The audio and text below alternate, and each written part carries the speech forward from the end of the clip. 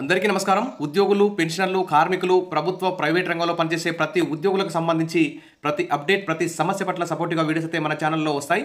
తప్పకుండా మీరు సబ్స్క్రైబ్ చేసుకోండి. మీ అవగాహన పెంచుకోండి. ఇక వివరాలకెళ్తే జూలై 9న దేశవ్యాప్త సార్వత్రిక సమ్మెకు అన్ని రంగాల ఉద్యోగులు, పెన్షనర్లు, కార్మికులు, ప్రైవేటు, ప్రభుత్వ రంగంలో ప్రతి ఒక్కరు కూడా సపోర్ట్ అయితే చేస్తున్నారు.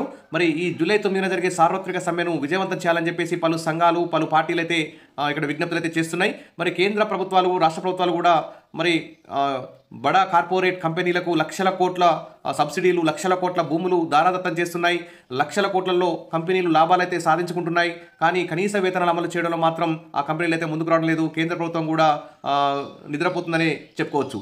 ముఖ్యంగా కార్మికులకు, ఉద్యోగులు, పెన్షన్లు అందరికీ కూడా న్యాయం చేసే విధంగా కేంద్ర రాష్ట్ర ప్రభుత్వాలు వ్యవహరించాలి. కానీ కేంద్ర ప్రభుత్వం అయితే పూర్తిగా ఇటు బడా కార్పొరేట్ కంపెనీలకే ఇక్కడ మద్దతు పలుకుతున్నట్లు కనిపిస్తుంది. ఇక్కడ చూస్తే ప్రభుత్వ రంగ సంస్థల ప్రైవేటీకరణ ఆపాల్సిందే. కేంద్ర ప్రభుత్వ కార్మిక వ్యతిరేక విధానాలకు వ్యతిరేకంగా జూలై 9న సార్వత్రిక సమ్మె. కార్మికులంతా జయప్రదం చేయాలి. ఆల్ ట్రేడ్ యూనియన్ల నేతలైతే ఇక్కడ పిలుపునిస్తున్నారు. 11 ఏళ్ల ఎన్డీఏ ప్రభుత్వం తన కార్మిక ప్రజా వ్యతిరేక విధానాలను, కార్పొరేట్ అనుకూల మతోన్మాద చర్యలను మరింత దూకుడుగా అమలు చేస్తోందని విమర్శించారు. పోరాటాల ద్వారా సాధించుకున్న 29 కార్మిక చట్టాలను రద్దు చేసి 4 లేబర్ కోడ్లను ముందుకు తెచ్చిందని, దీనికి వ్యతిరేకంగా కార్మిక సంఘాలంతా ఐక్యంగా ఉద్యమించాలని పిలుపునిచ్చారు. సామాన్యులపై భారాలు మోపి కార్పొరేట్ గుత్తాదారు సంస్థలకి, పెట్టుబడిదారులకు వేల కోట్లు, లక్షల కోట్ల రాయితీలు ప్రకటించడాన్ని తప్పుబట్టారు.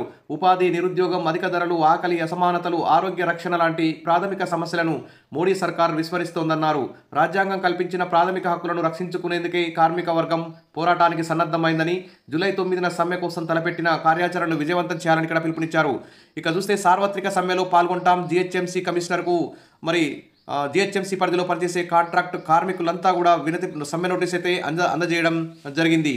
అదేవిధంగా ఇక కాంట్రాక్ట్ అవుట్సోర్సింగ్ ఉద్యోగులు కూడా సమ్మెలో భారీ ఎత్తున పాల్గొంటామని చెప్పి కూడా ఇక్కడ ప్రకటించడం జరిగింది.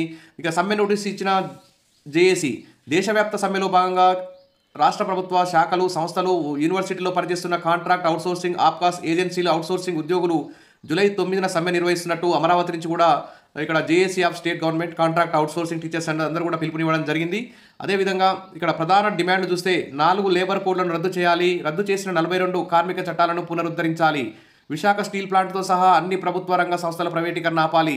రాష్ట్ర ప్రభుత్వం పెంచిన 10 గంటల పనిని ఉపసంహరించుకోవాలి. రక్షణ సౌకర్యాలు కల్పించాలి. తర్వాత ఉపాధి హామీ, రోజువారీ వేతనం 600 చెల్లించాలి. పట్టణ ప్రాంతాల్లోనూ ఉపాధి హామీ అమలు చేయాలి. భవన నిర్మాణం, ట్రాన్స్పోర్ట్, అమాలి కార్మికులతో సహా అసంఘటిత కార్మికులందరికీ సాంఘిక భద్రత కల్పించాలి. కనీస వేతనం 26,000 అమలు చేయాలి. కాంట్రాక్ట్ అవుట్సోర్సింగ్ కార్మికులకు మినిమం టైమ్ స్కేల్ అమలు చేయాలంటూ ఇక్కడ అందరూ కూడా డిమాండ్ అయితే చేస్తున్నారు.